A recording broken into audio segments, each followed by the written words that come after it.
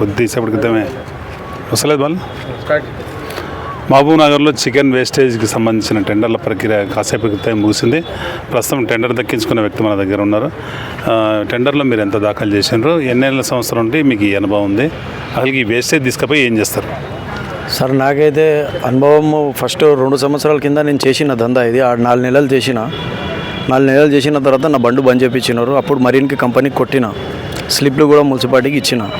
Reddy sir వద్దన్నారు, కానీ నేను కూడా ఒక స్లిప్లు అయితే ఇచ్చిన. అప్పుడు నాకు అనుభవం చాలా దినాల నుంచి ఉంది, కానీ మధ్యలో గ్యాప్ వచ్చింది.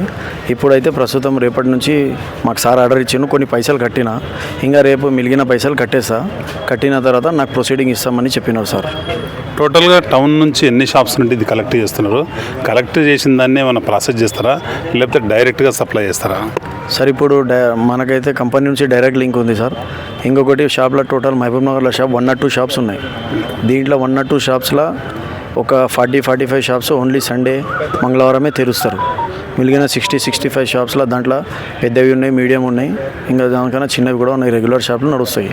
టోటల్ మనకి మహబూబ్ నగర్లో నా అంచనా ప్రకారం 4.5-5 టన్ వరకు మాల్ వస్తుంది సార్ పర్ డే. నేను డైరెక్ట్ మరీన్కి కంపెనీ టైఅప్ చేస్తాను. ఆదివారం రోజు డబ్బాలు వస్తుంది. చెవేళ్లలో ఉంది, హైదరాబాద్లో కూడా 2 కంపెనీలు ఉన్నాయి. ఒకవేళ ఇక్కడ బంద్ ఉంటే ఇక్కడ ఏమైనా ప్రాబ్లం, మిషనరీస్ ప్రాబ్లం ఉంటే మళ్ళీ ఆడ పంపిస్తాను నేను. కానీ ఇంకొకటి వారంలో ఈ కండిషన్ పెట్టినారు వీళ్ళు, weekly once Saturday, every Saturday కంపెనీకి పేపర్స్ ఏదో వేబ్రిడ్జ్లు ఉంటాయి, వేబ్రిడ్జ్ కాంటాలు ఉంటాయి కదా, అవి సబ్మిట్ చేయాలని చెప్పినారు. డైలీ కలెక్ట్ చేస్తారు? డైలీ కలెక్ట్ చేస్తాం.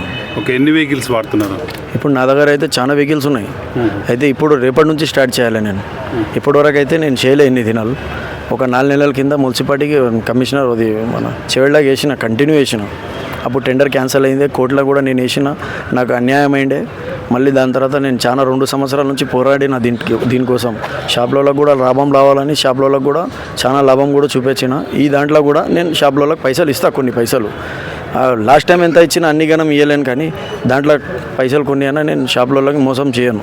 షాప్లలోకి మున్సిపాలిటీకి ఏం మోసం చేయను. నా లాభం నా ఏముంది చూసుకొని దాని ప్రకారమే చేస్తాను, లీగల్గా చేస్తాను సార్. ఇప్పుడు ఒక షాప్ నుంచి మీరు చికెన్ వేస్టేజ్ యావరేజ్గా ఎంత వస్తుంది? ఆ షాప్కి మీరు ఏమి ఇస్తారు? అయితే ఫస్ట్ నాకు ఇప్పుడైతే ప్రస్తుతం అయితే తెలియదు ఇప్పుడు ఎంత ఏ షాప్లో వస్తున్నదో. ఎందుకంటే ఒక 9 నెలల నుంచి వేరే వాళ్ళు బండి నడిపినారు, వాళ్ళు లేపినారు. నా షాప్ల వరకు అయితే నాకు 600 నుంచి 700 కిలోలు వస్తాయి మాల్. ఇంకా వేరే వాళ్ళది ఎట్లా ఉంటాయంటే కొన్ని షాప్లో నాకు తెలుసు ఇప్పుడు గిరాకీ పెరిగిందా పెరగలేదా, ఇంకా 2-4 దినాలు వారం లేపితే తెలుస్తుంది మాకు పరిస్థితి ఎట్లా ఉంది. దాని ప్రకారం ఏమైనా ఉంటే కూడా ఒక్క ట్రిప్ అన్న కొట్టని నా దగ్గర టోటల్ 12 బండ్లు ఉన్నాయి. 1 టౌన్ వెనకాల నాది మెయిన్ బ్రాంచ్ ఉంది. ఆడనే పెడతాను నేను, ఆడ నుంచి తీసుకోదా డైరెక్ట్ కంపెనీకి పంపిస్తాను. మీ షాప్ ఎక్కడ ఉంది? నాది టోటల్ 4 షాప్స్ ఉన్నాయి నావి. 1 టౌన్లో ఉంది, 1 టౌన్ బ్యాక్ సైడ్ ఉంటాయి. ఆపరేషన్ అనేది ఏం లేకుంటుంది. షాప్ కాడ ఏం తీసుకురాము మేము, బయట నుంచే బయట పంపించేస్తాం. ఎందుకంటే షాప్ కాడ తీసుకొస్తే అది రక్తం కారుతుంది, అది ఎండాకాలంలో మళ్ళీ ఉబ్బుతుంది, అది చాలా ప్రాబ్లం అవుతుంది. అది అంతా గమనించుకొని ఇప్పుడు టోటల్ నా జంక్షన్ అంతా డంపింగ్ యార్డ్ కాడ చేసుకుంటాను నేను. అన్ని బండ్లు ఆడ తెప్పించుకుంటా, ఏ బండికి ఏది ఎట్లా చేయాలి, ఎట్లా డీసీఎంలో సెట్ చేయాలి, ఏ దాంట్లో సెట్ చేయాలో సెట్ చేసి పంపించేస్తాను నేను.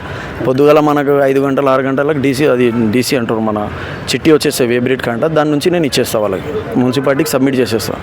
ఈ టెండర్ ఎంతకు తీసుకున్నారు మీరు? నేను 25,42,786కి కట్టిన, 1,00,000 రూపాయలు కట్టిన.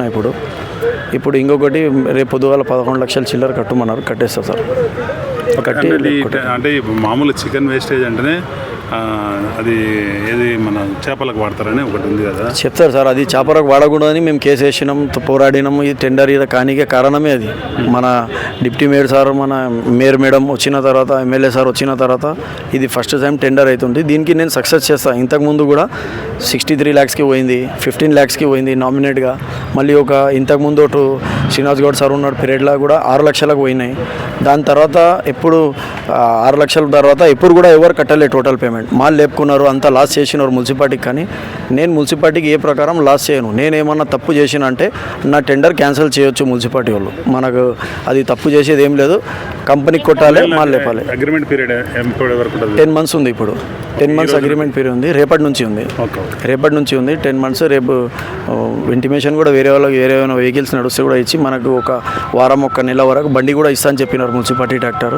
ఆ మున్సిపాలిటీ వాళ్ళకు కూడా మనము ఎక్స్ట్రా సైడ్ నుంచి డీడీ కడతా అని చెప్పినాం. ప్రైవేట్ వాళ్ళు అంట వాళ్ళకి నేను పైసలు ఇచ్చి ఒక నెల నడుపుకుంటా అని సార్కి అగ్రిమెంట్ అయినా రేపైతే పైసలు కట్టి నువ్వు రా అని చెప్పినారు సార్. చివరిగా చెప్పండి, ఈ ఫీల్డ్లో మీకు ఇదివరకు ఎక్స్పీరియన్స్ ఉందా? నాకు చెప్తున్నా కదా సార్, నేను 2 సంవత్సరాల కింద ఒక 4 నెలలు దందా చేసిన, 4 నెలలు 6 నెలలు చేసిన. దాని తర్వాత గ్యాప్ ఇచ్చిన, వేరే బండ్లు నడిచినాయి, చాలామంది నడిపించినారు. మున్సిపాలిటీ కూడా తీసుకుపోయి డంపింగ్ యార్డ్లో డైలీ వేస్తున్నారు ఫ్రీలా ఖాళీ. ఆ డంపింగ్ యార్డ్లో కూడా వాసన వస్తుందని అంతా చాలా కోర్టులో కూడా నేను అంతా చేసిన తర్వాత ఇప్పుడు సార్ కార్పొరేషన్ అయిన తర్వాత ఫస్ట్ టైం ఇది టెండర్ అయ్యి మా చేతికి వచ్చినది. ఇన్ని దినాలు మనకు టెండర్ రాలే. వేరే వాళ్ళు చాలా రేట్లో పాడినారు కానీ కట్టలేరు పైసలు సార్. Thank you.